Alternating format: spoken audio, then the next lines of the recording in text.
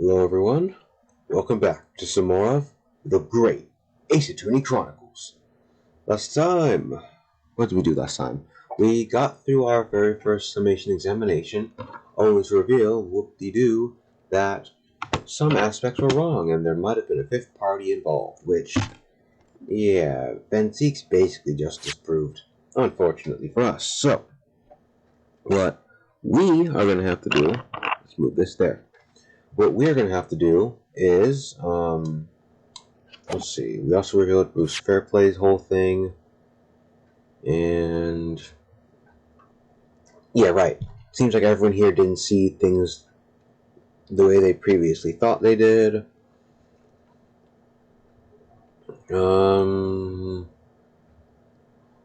So yeah, we're going to see what the witnesses really saw. It seems like everybody's lying to get McGilded in jail, because, I mean, he's a loan shark, obviously, but, yeah. There's that, and before that, though, I do want to say, I believe the audio should be fixed. The only issue I have now is literally if the game volume is, like, the same as my voice, or if my microphone audio is still peaking or whatnot, because as it stands now, my mic audio is not in the yellow as it was before. And I realize I can easily just go onto Blender with my videos and turn up the volume a good bit, so you guys can actually hear it. So, yeah, that's fine. Anyways, I guess let's just get started, yeah? That was blood on both hands of the assailant. I sincerely and distinctly remember that. However, I suppose you might say I didn't see the obstruction that was transpired. If that matters. I remember seeing the knife, and I remember seeing both of the attackers' hands with blood on them. I didn't actually see anything myself. No, not until I heard that scream. Anyway, the fact remains, there can't have been anyone else into that carriage, or we all would have seen. Well, we already got the evidence to disprove that point. Literally, there was a secret compartment in the actual thing. Let's see here now. Well, lo and behold! In truth of fact, none of you was witnessing the crucial moment the crime was perpetrated. I apologize, my lord, but honestly, there was no one else inside that carriage, and the man's hands were covered in blood. That much incriminating evidence is tantamount to saying we saw the man do it. That's really not what testimony is all about. Let us examine the interior of the omnibus once more. The victim's fresh blood is clearly visible on the seat, corroborating the witness's accounts. In other words, there is no substantial nor significant change in the facts of the case. Very well. Very well. Your cross-examination, please, counsel. Alright, fine. Where do we start with this? I guess we'll look over all the statements. Blood on both hands. Hold it! I mean, what about the gloves then? That doesn't make sense. No, the evidence tells us otherwise. There. We have the gloves the defendant was wearing on the night in question in the court record. I'm gonna run with that, sir, but nevertheless, I know what I saw, and I stand by it. The man had blood on both of his hands. He's defying, even in the face of our evidence. He steadfastly refused to admit that he might be mistaken about what he saw. But why? Your reasoning is dire. Huh? One hand or two, the salient point remains unchanged. Minutes after the grim crime, the victim's blood dripped guiltily from the accused's fingers. No, not really. Because there's still that point, though. If that matters. It kinda does, because that's literally the crux of the argument. Don't try to downplay this. Whether or not you saw the exact moment of the crime is a matter of fundamental importance, as you well know. But for crying out loud, we all know that no one else could have possibly done it. I was just trying to save us all some time. Yeah, you have a loan of 20 guineas outstanding with the defendants, do you not? Had you hoped to release yourself from that financial burden by ensuring the defendant was found guilty? That's not entirely not what I was hoping for. I just lost this a guinea or 10 when I backed the wrong horse in the derby. That's all.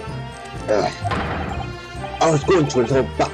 It was a fiction speaking, that's a sure thing. A little guinea or 10? I'm a banker. No one bats an eye if I borrow a little spending money for the weekend. Yeah, you're a banker. I'm pretty sure everyone would bat an eye. I think you may have revealed rather more about your character than you bargained for, sir. This witness's scruples are not on trial here. Proceed to the next witness. Yeah? Really? Okay. Anyways, I remember seeing the knife and I remember seeing both. So yeah, a common thread here. Both the attackers' hands had blood on them. You definitely saw that too? Blood on both hands? Yes, sir. I mean, I know what you're going to say. Only one of Mr. McGillicuddy's gloves have any signs of blood on it. That's right. The thing is, as far as I can remember, sir, when I looked down and saw Mr. McGillicuddy sitting beside the other fellow, I don't believe he was wearing any gloves, sir. He wasn't wearing these gloves? That's correct, sir. And I saw the blood on both his bare hands quite clearly. Oh. It's true that the dark-colored stain on the dark leather gloves wouldn't have been easy to see. I should point out that the police officer who apprehended the accused on the night in question reported that there was no trace of blood on Mr. McGillicuddy's gloved hands. There wasn't blood on his hands by then? Now how did blood get on them? Was there a hole in it and when he put it on the blood seeped through? No. This is puzzling indeed. This must be significant somehow. I'm sure of it. Has to be, yeah. Let's see this for a second. So, he wasn't wearing the gloves, yet there was no trace of blood when the police officer found his gloved hands or whatever. So suddenly blood is on it. Huh. Okay. What that means is beyond me, but that doesn't make sense though. How could there be blood not whatever? Before we get this, I want to look at the omnibus here. I'm gonna examine the interior part of it where that hidden compartment was, just in case it changes anything. Okay, see, it has a handle, it seems. Yeah, no duh. This microphone good. It seems to be moving about so much, which is weird. Whatever. Anyways. Does examining here get anything for us or no? No. We're back slowly. Okay, I guess not. Whatever then. Hold it! Let's see what Beppo got to say. You didn't see anything? Oh, yes, sir. That is to say, no, sir, I didn't. We're very sorry about what I said before, sir. Very sorry, yes. It was very rude of me to make stories and to say I saw him stab the man. Wouldn't you agree, sir? I know what you're insinuating, but I certainly wasn't making up stories. Still, to say you saw nothing isn't right either, is it? No, sir, I saw nothing at all. Mr. Beppo, you were driving your horses. At the very least, you You must have enjoyed a good view of London streets, no? Yeah? You ever, oh, whatever. Oh, please, you didn't even see that. It was so cold that night, you see. It was all I could do to keep from passing out, sir. Yes, my head was very frozen solid. Sorry to say, sir. It would seem prudent to avoid travel on the last omnibus service of London's cold winter nights. Yeah? Well, one more. There can't have been anyone else we all would have seen, huh? And everything you saw of the incident was through the skylight on the roof of the omnibus? That's right. It was freshly coated that night, but the glass wasn't frosted over. Oh yes, I remember I was shivering, it was so bitter. Which rather begs the question of why the pair of you were sitting on the roof deck in the first place. Well, I don't know about this young fellow, but I couldn't enter the cabin. Oh? Why not? It was locked from the inside. I tried knocking, but no one opened the door. Locked from the inside? That's right. And it's a public bus service for pity's sake. That's not what I call fair play. Yes, I had exactly the same experience. I tried knocking, but the gent inside just gestured at me to clear off. So I had no choice but to climb up on the roof deck and look longingly down at the warm cabin below. Okay, let's look into the omnibus once more then. Because if there's no lock on the inside, then how could you lock it, right? So let's see if there's one. Turn right around. I don't see a lock anywhere. Okay, yeah, no. I don't see a lock, so I can't confirm whether or not there was a lock.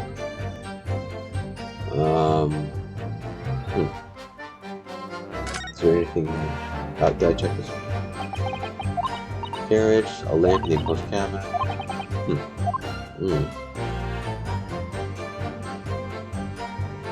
Oh. Okay. Well, I can assure you that I wasn't just looking down. I was glaring, long and hard. And that's precisely why I can tell you with absolute self-confidence that if there wasn't anyone else at all in that cabin, I would have noticed. Unequivocal, I would say. I'm not sure about these two witnesses. Could they really have seen everything inside the cabin through the skylight? No. They would have seen stuff in front of them, but not... They would have seen all the stuff in the seat to the left. If there was a person on the seat on the seat at the right, you wouldn't notice. No. Allow me to confirm one thing, Mr. Fairplay. You were riding this omnibus and witnessed the events in the cabin through the skylight on the floor of the upper deck. Is that right? That's right, yes. In that case, there's a portion of the cabin interior that would have been out of sight from you. What? By golly, really? Obviously, at this stage, we can't say for sure. But the possibility cannot be denied. But at the time of the incident, there could have been another passenger in the enclosed cabin of the omnibus. Objection! Enough hypothetical meandering, my Nipponese friend. The prosecution demands that you substantiate your claims. After all, the scene of the crime is here, in the flesh. Very well. I will uphold the prosecution's demand. You will identify the area on this cross-sectional plan of the omnibus. Now, this is easy enough. Right over here. Because if you look through the window, you would see this whole area. Not anyone sitting here. Both rows of seats on the roof facing the direction of travel. whereas the seats in the enclosed cabin face each other, which means the visible part of the cabin, which passengers on the roof deck can see through the skylight, is as I've drawn here. Ah! That's right, my lord. As you can see, the seat opposite the one on which the victim and his attacker were sitting is obscured from view. In other words, if someone had been sitting on that seat, it is quite possible these witnesses would have been completely unaware of it. So there could have been one sitting there, but Beppo said before he charged everyone $5 for something, so like, whatever. It's quite possible some phantom was sitting there. You Nipponese have a forbidding habit of obscuring the truth with ambiguity. I concur with the prosecution's rejoinder. In a British court of law, evidence is paramount. I cannot entertain this conjecture, counsel. That is, unless you are able to put a name to this mysterious passenger to whom you allude. Can you? No, we can't actually, because we don't know anybody. Yeah, no, we literally don't know anybody that can be... I honestly don't know. Who could it have been? Who could have been in the other seat, which was out of sight from the witnesses on the roof?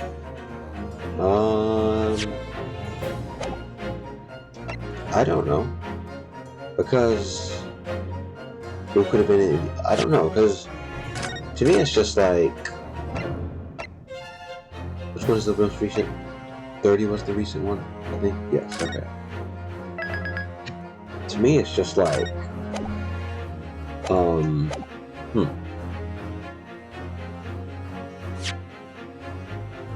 Who would have been out of sight?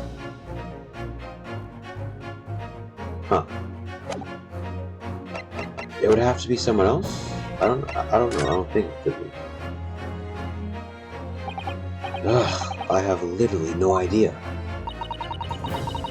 But as the proud citizen of the Japanese Empire, you will look to the sky and walk on, making sure all signs of tears are gone. Yeah? Yeah? This isn't just a case of going on, Mr. Sato.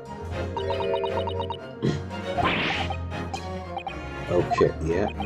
The defense would like to put forward a name. Who? McGilded himself? We're trying to say that he was actually sitting on the opposite side?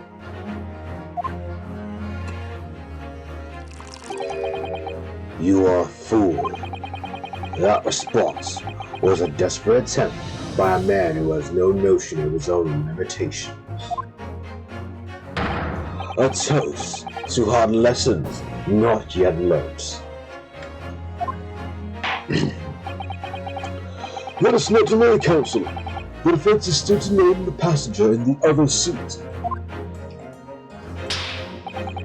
Alright, this could be it. The chance I've been waiting for to turn the trial in my favor. On that night, on the night of the murder, the person occupying the seat in the omnibus cabin that was obscured from view was...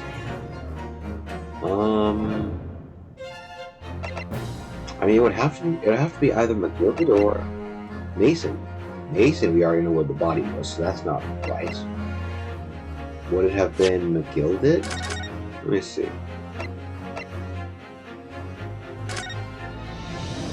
Oh, no, well...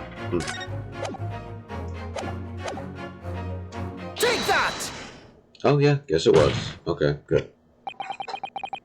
The passenger in the enclosed cabin that the witnesses on the roof deck failed to see has to have been Magnus McGilded. Mr. McGilded? What are you talking about, counsel? That's the name of the defendant! They couldn't have been sitting next to each other?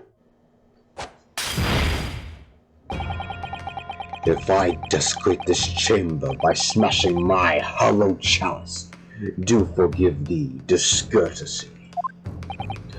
Lord Van Zeeks! People talk of those tiny island nations in the Far East as having a learning and culture of their own. But I see they use the terms ill-advisedly. What are you trying to say? Let me explain that in terms that even a student of an artless backwater such as yourself might understand. When the bloody scene unfolded, the victim and his assailant were sitting side by side. Multiple witnesses have attested to this fact. It's the very premise on which this case is built. Objection! But that premise may be wrong. What? If the victim really was sitting beside Mr. McGilden, it creates an inconsistency that can't be reconciled in any way. What inconsistency, counsel? The defendant's gloves, my lord. Oh. That's just what I was saying. Both witnesses made the same testimony, claiming that there was blood on both hands of the person sitting next to the victim. Objection! Yet we know the truth to be otherwise. Only one glove bears the golden remains. Objection! The point is, even in the face of this irrefutable evidence, both witnesses have maintained their stance. Yes, their testimony remains unchanged. Exactly. They both adamantly swear that they clearly remember seeing blood on both hands of the assailant. So there had to have been another person involved. In short, their memory of events is correct, and their testimony reveals the truth. There was somebody else sitting beside the victim that night, a third party that we have yet to identify. And the victim's blood was on that passenger's hands, both of them. Objection! And who was this third party? Obviously, the true culprits. Extraordinary! Yeah, because there was a third person involved. Then... Order! Order! What exactly are you postulating? Objection! The defense's postulation is just that. Nothing more than conjecture. The witnesses have clearly stated that they saw the accused. Objection! But when elaborating on his testimony, Mr. Fairplay said the two of them were wearing hats, and I couldn't exactly make out their faces. That's true. There was a small chance that it couldn't have been what's his face. Yes, the tops of their heads were obscured by the roof. I could see the rest of them though. Yes, that's right. Both gentlemen certainly had it. Hatters do tend to notice such things, sir. Sorry, I'm yawning. Literally because it's nightfall at this point, so... And what particular styles of hat did the two gentlemen wear sport, Mr. Hurst? I'm afraid I don't remember. Yeah? And you call yourself a hatter? The style of hats makes no difference. There was no third passenger in that cabin. How can you be so sure? Because if there had been, the accused, Mr. McGilden, would have undoubtedly have offered to depose that fact. Unless, that is, you are proposing an even more preposterous explanation. That the accused failed even to notice the presence of the true culprit in the very cabin in which he traveled?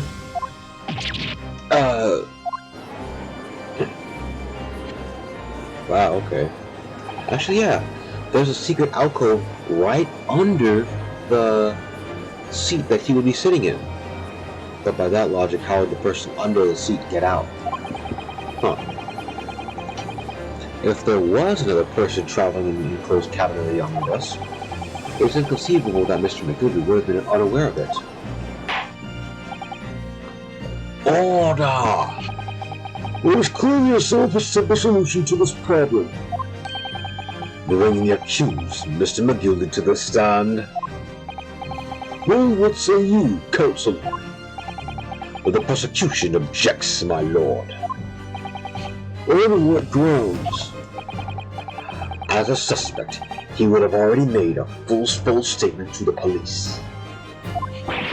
But what if there's some reason why he's unable to speak freely? Magnus McGilligan is no uneducated ruffian.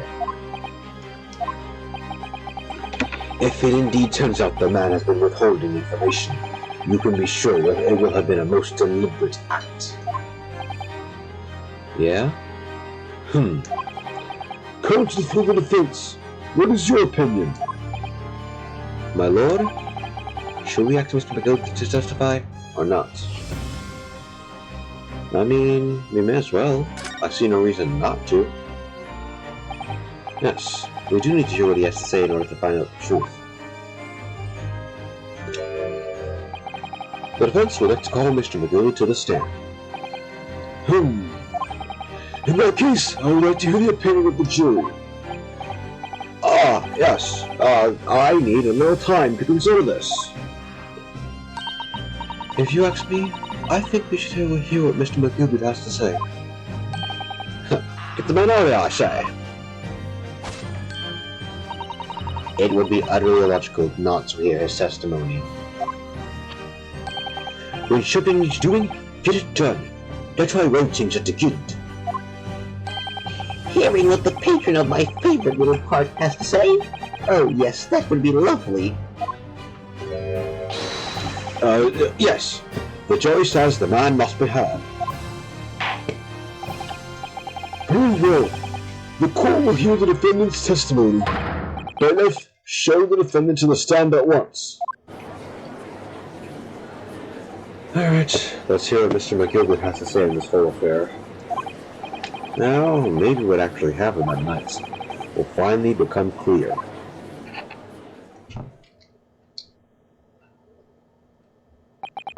Let proceedings be resumed. Mr. McGilligan, have you been listening to the discourse of the day? Oh, wait, McGilligan's voice cracked. To be sure I have, my lord.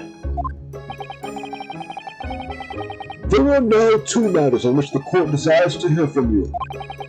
The first is whether or not there was a third party with you in the omnibus cabin, as proposed by the defense.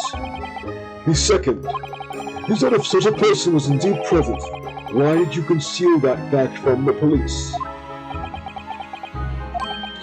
Begad, no! 'Tis not in my nature to hide anything at all. Just answer the questions, please. The truth of the matter is, I've been desperate about this all along. Do I tell you all? I'm messing this up. Do I tell you all, or do I keep your mouth shut? Tell us what, Mr. McGilligan?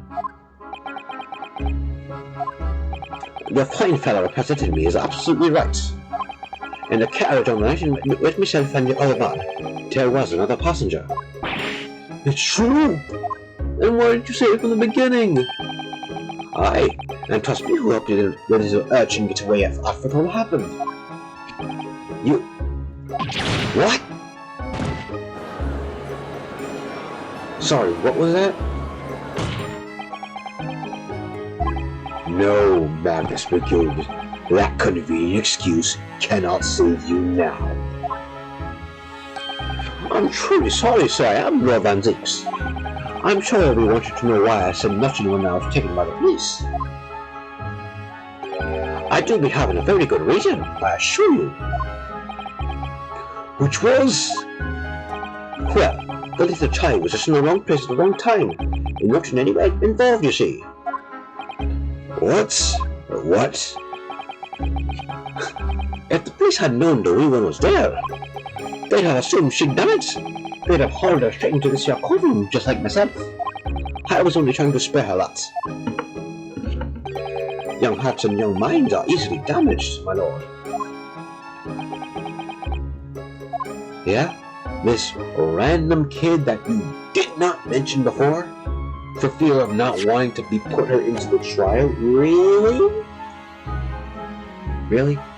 And you just conveniently said that out of nowhere. Really? And who was this young child of whom you speak? That, I don't know. You don't know? Aye, but the wee thing just happened to be in the carriage that night. I never saw her before or since. Objection! We have absolutely no reason to believe this man. The prosecution calls for the witness's statements to be disregarded by the court. You know, I wouldn't be surprised if the urchin isn't here in this courtroom as we speak, listening to the proceedings. What? Yeah?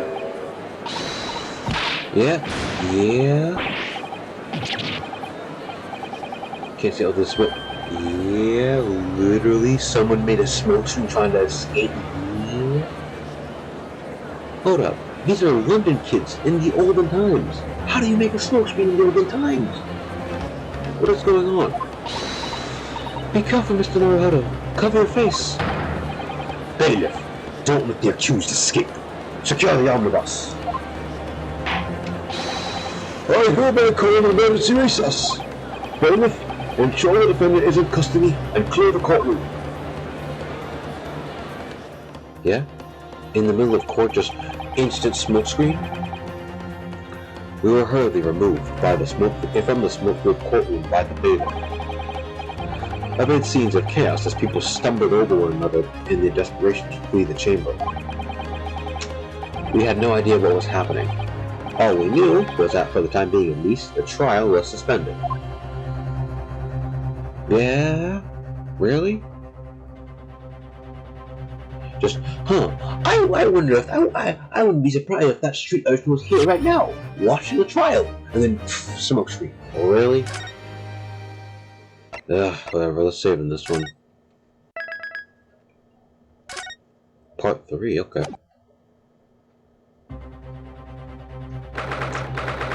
The 18th of February, 12:52 p.m.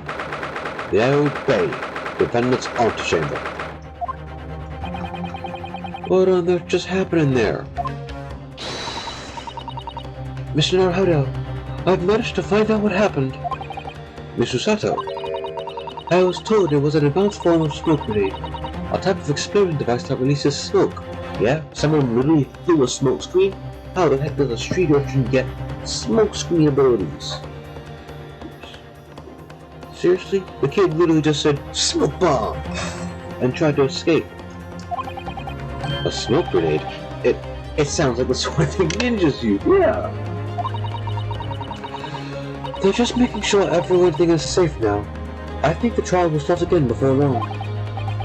But who would have done something like that? The police managed to catch someone who was trying to flee the courtroom, apparently. Flee the courtroom? Why? Well, it's a young girl of around 15, I hear. A young girl? Then, could it be the other passenger that Mr. McGill was just talking about? My thoughts exactly.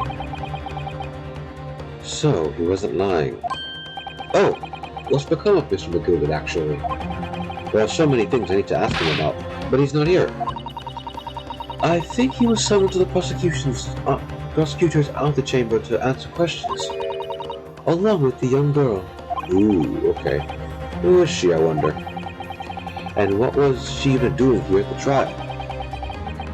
She was taking a huge risk, and for what possible benefit to herself? There's another matter that's troubling me. What's that? The 20 pence. Oh, yeah, if he was overcharging, then why is the... According to the coachman, Mr. Beppo, he took 4 passengers that night at a fare of 5 pence each. That comes to a total of 20 pence exactly. But now it seems there were in fact 5 passengers, which means the figures don't seem to add up again. Well, like I said, she could have been hiding under the seat in that little alcove. If we're talking about a child, well, I mean, she was around 15, so I imagine she'd be relatively tall, but at the same time, like, if she's a child, then she could have easily just scrunched herself up to fit in there, maybe in like a fetal position or something. She's right. That is strange. Coming to the defense, kindly proceed to the courtroom. The trial will recommence in 5 minutes. Oh, thank you, officer. We will go in straight away.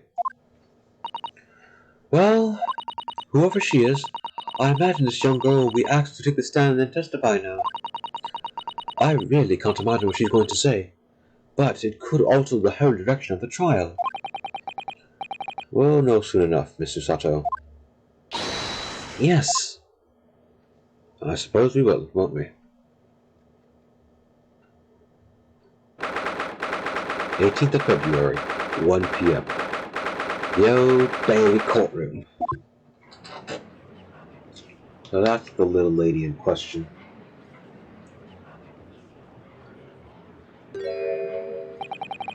There's the young girl next to Mr. McGilded. Look.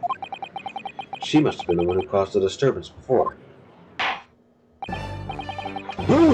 After that rather eventful recess, the court will now resume the trial of Mr. Magnus McGilded. Now then, Lord Van Zeeks.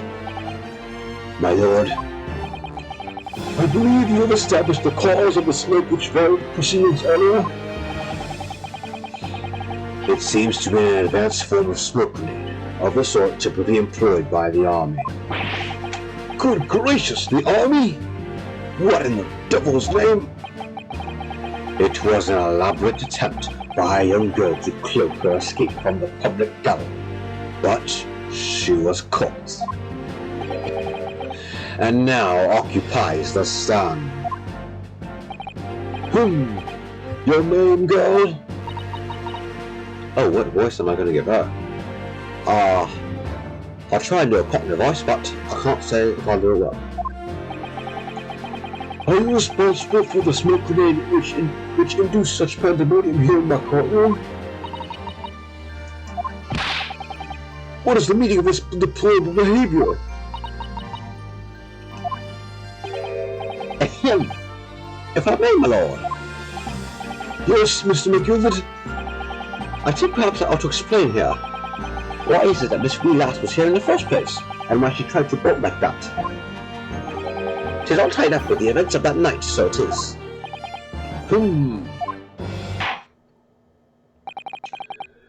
Very well, Mr. McGilded. Give your testimony.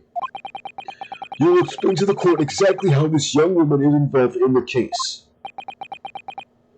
Yeah? Just what did happen that night? No, really. It's not like a defense lawyer needs that information or anything. Literally, we don't know nothing. The young girl. On the night in question, I took the back seat. Oh, snap! I just forgot. What we're gonna do, we're gonna check the thing because, and yeah, you're supposed to check this. Only the game is for some reason really sneaky about the way they're doing this, in that you wouldn't notice it. But if we check this again, we should find what? Yes.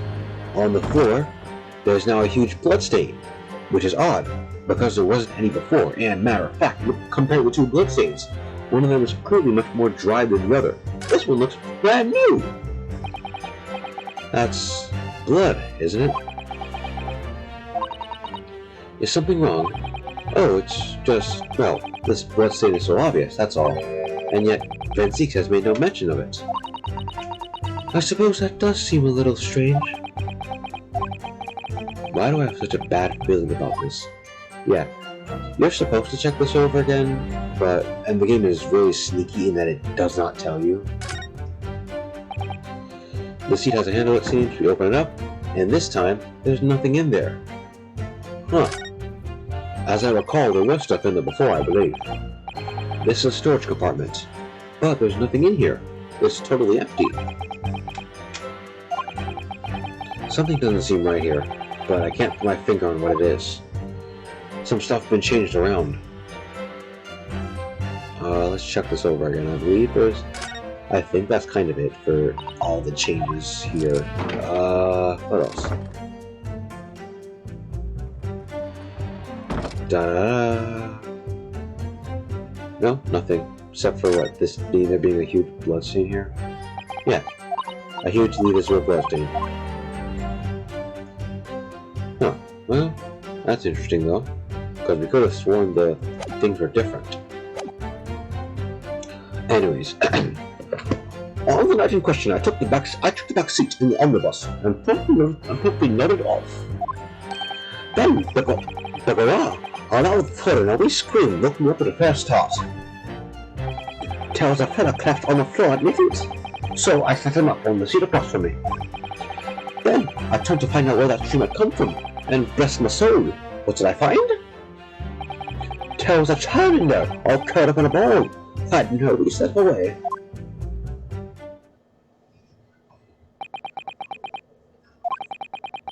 I remain somewhat baffled, I confess. But from what I gather on the night in question, this young girl was indeed riding in the omnibus. Is that correct? 'Tis exactly as the defense counsel said. This last was the 5th passenger, my lord. Yeah? Really? Very well. The defense may now cross-examine the witness. Are you ready, counsel? Yes, my lord. Or rather, no. I have no idea where to start. Vanzik's plotting something. Or maybe he's just waiting to see how stuff pans out. First thing I want to look at though is the last thing. All curled up in a ball. That's gonna probably prove that the thing was there. You say she was hiding herself? Hi, that's right. 'Twas hard to see in the dim lamplight, but she was all curled up in a wee ball. When our eyes met, well, my heart nearly stopped beating in my chest. Ugh, you're really overacting this. I'm overacting this terribly. Still and all, I pulled her out from under there and sat her on the seat opposite so I could have a wee chin-wag with her. Yeah? You sat her on the seat next to a dead body? Bruh! What are you doing? The seat opposite? That's right, just next to the dead gentleman there. You sat this young girl next to a corpse, sir? Well, as I'm sure I mentioned, a gentleman in my position can all too often find himself in mortal danger. So, I needed to find just who this urchin was, you see. And while I was in the middle of talking with her, I heard another scream, a fella's voice this time. Presumably that scream was Mr. Hurst, who was sitting on the roof deck seats. Right you are again, I would say, sir. Looking down to the skylight, he must have seen the sun girl in the gentleman with a knife in his belly. In other words, the previous witnesses did not in fact see you at all, Mr. McGilvert. What they believed to be yourself and the victim was in fact Miss Girl and the late Mr. Mason. Aye, my lord. I was, as I think everyone understands now, sat at the back of the carriage out of sight. Yeah? Am I talking fast as McGilvert? I don't know. It is certainly plausible. The defendant is somewhat diminutive in stature, and readily confused perhaps with this young girl. After that, of course, with the scream from the gentleman over us, the driver realized something was wrong and pulled up the horses. I do wonder how you must be feeling, Mr. Naruhodo. Being the defendant's lawyer and yet finding myself as stunned as being the defendant's lawyer and yet finding myself as stunned as everyone else had his testimony. Let's just say it's trying. We had precious little time to talk. We had precious little time to talk to Mr. McGilvert before the trial. But we mustn't be dispirited. We must try to learn all the facts that we can. When we arrived in London this morning, I didn't see my day panning out like this. Mr. Naruhodo, no grumbling, even in your head. How did you know? Okay. On the night in question, I took the back seat in the omnibus and promptly moved off. Then a loud thud and a weak scream. What was that exactly? A loud thud and a scream? Hi, that's right. How can I explain it? It was like the sound of someone falling to the ground. That sort of noise. So, you think it was the sound of Mr. Mason falling to the floor having been stabbed? With you asleep right there, really? Well now, you'll remember I was asleep at the time, so I wouldn't like to say. And when the sound woke me and I opened my eyes, there wasn't a soul to be seen in the carriage but the fella on the floor. Huh. You didn't see anyone. But at the same moment, you did hear a scream. Oh! From he's above you on the roof deck, I presume? Not above me, my lord, 'twas from inside the cabin. But I wasn't altogether thinking about the scream. No, I was too stunned by the distance set before me eyes. Just random dead body on the floor, really? Hold it! So you sat... Hold up. A dead body's there, so you sat him up on the seat across from me? Yeah, bruh. You seem like a nice guy, but you're doing a lot of weird stuff for someone who's innocent. That I did. On the seat across from me. As I said, I could plainly see the poor devil was already gone. And you wouldn't leave a dead man just lying on the floor now, would you? Yes, that's what you do when a crime happens. Just common courtesy, sir, it is.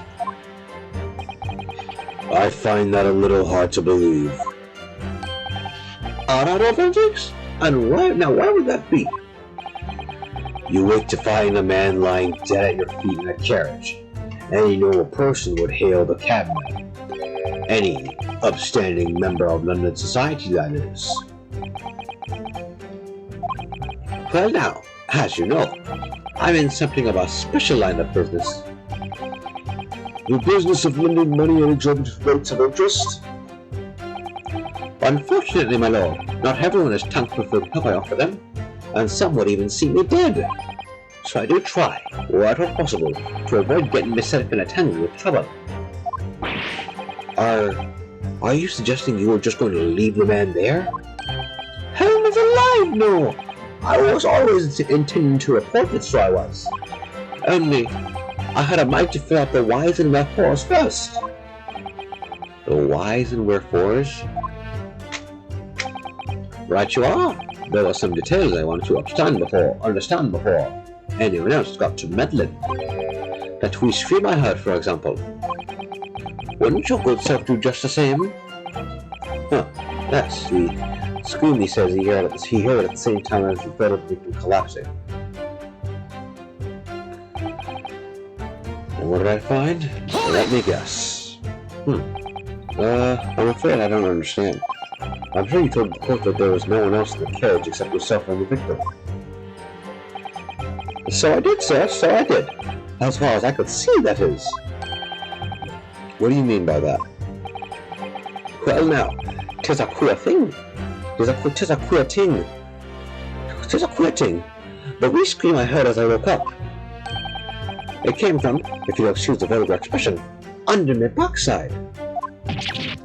Good gracious! Under your backside? Oh, under the seat. Obviously, he was sitting across from him, so... And when I lifted the seat on which I'd been sitting, I found there was a wee cubbyhole there for storage. Mr. Naruto, we can examine the omnibus ourselves, remember? And conveniently, there's a cubbyhole there. Oh!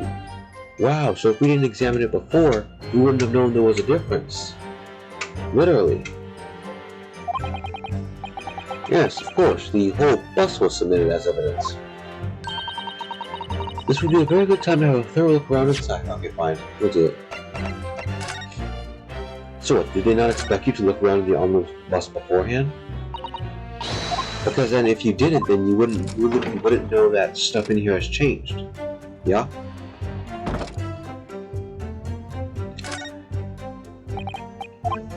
Anyways.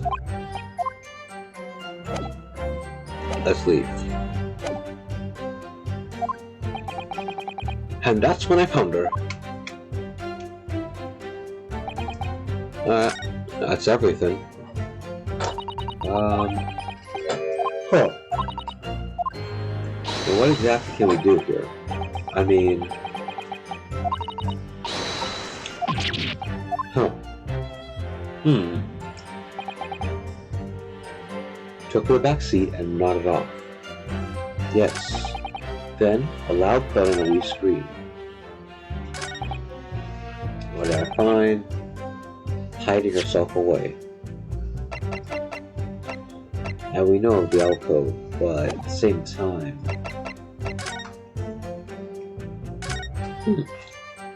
I don't see a contradiction here. I mean, what exactly do we press and think? Because if we go inside the omnibus...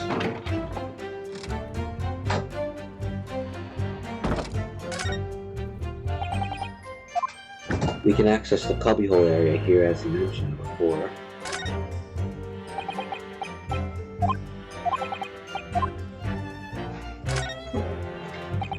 Huh. I don't really see much of anything.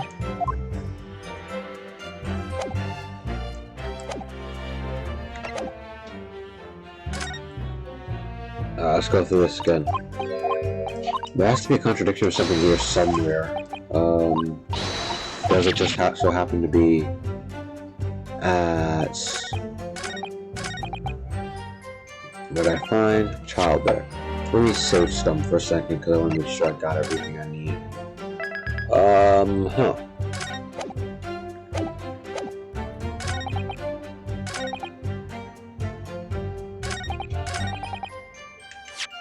Do we visit the omnibus here? Objection! No. Okay. Then by that logic, I mean, what exactly do we look at? Because I don't see any glaring contradictions that are here. Uh-huh.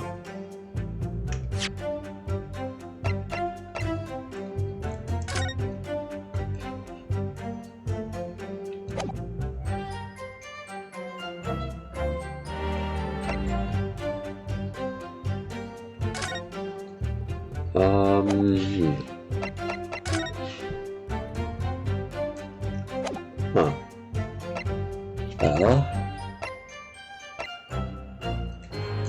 Yeah, what do we present here, actually?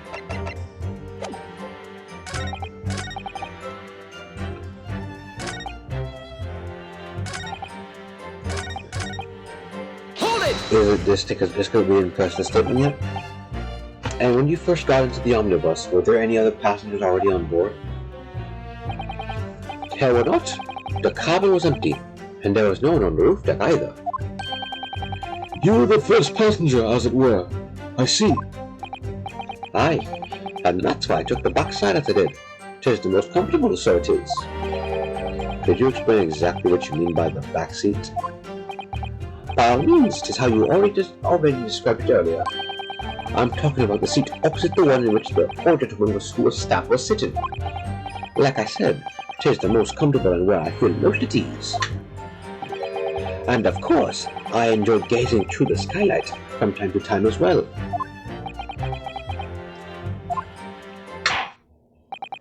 Thank you. I've heard enough. The events as explained are clear in my mind. However, at least one conundrum remains. Who is the girl? Her name is Gina Lestrade, my lord. She's a chancer, and is a crust among large crowds, relieving people of their purses. What's commonly called a pickpocket. What? This girl here, a petty thief? Yeah? Order! Order! Is this true, Miss Lestrade? Miss Lestrade, you will answer the question. Yeah, wielding a gun in a courtroom? How dare you? What's the meaning of this? Yeah, gone again? Yeah? Go! She's gone! Open your eyes. Over here. Yeah, no, that's not a good voice for her. Whatever. Good gracious! How? What was the point in that little sidestep? I know what you're all thinking. Girls are all the same. 'Tis this dirty old dipper, you say. Slipped up and got caught on the job. She got herself backed into a corner, so she never did. Go on. That's what in your heads, ain't it? No, not at all. This is a court of law. We're here to determine the truth, not cast.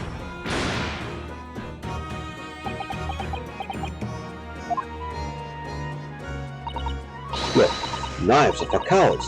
How many thugs you have weapons like that? All I need for what I do is these fingers. I'm a professional, alright? Maybe not in your eyes, but I got pride in what I do. I think that's good. That's a good voice for her. I mean, it's not girlish, obviously, but good enough. Let me guess. You don't count smoke guns among weapons for thugs? Oh, this? Yeah. This was in a park I left the other day. Down where they keep the four-wheeled drunks. It's nice, isn't it? I like the pink best. Oh, you don't wave that thing in my direction again! So, you admit that you are riding the omnibus on the night in question.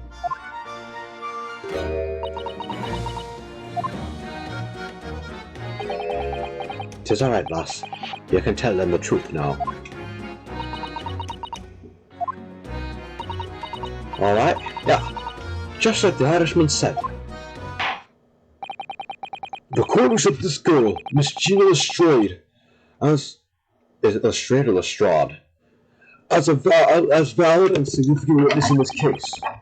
Accordingly, young lady, you will now hear your testimony, if you please. You will tell the court exactly what happened on the night of the omnibus on the night in question. Yeah. Alright, if I have to. Alright, so, we'll go down to testimony now. Next time, we're going to see what exactly the girl saw. I hope that's a good enough voice for her. I want to make it sound girly, but, I mean, look at her. She looks like a tomboy, so it makes sense that she would speak loudly. And two, she has, I think, like a whole accent and thing, so, you know, gotta pick and choose, unfortunately. And before that, let's see, hold up. How is her name Lestrade or Lestrade? Now it's Lestrade. Lestrade. Oh, it was Lestrade. Okay. I'm American, I don't know. Anyways, next time, we're gonna hear their testimony on just what happened. So, yeah. I'll see you all next time.